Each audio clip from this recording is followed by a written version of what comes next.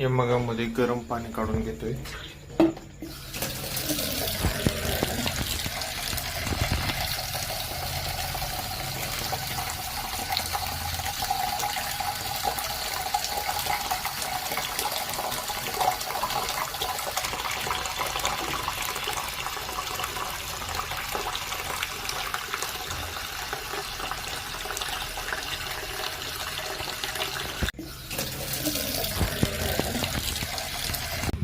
हा बाऊल आहे पपईचा.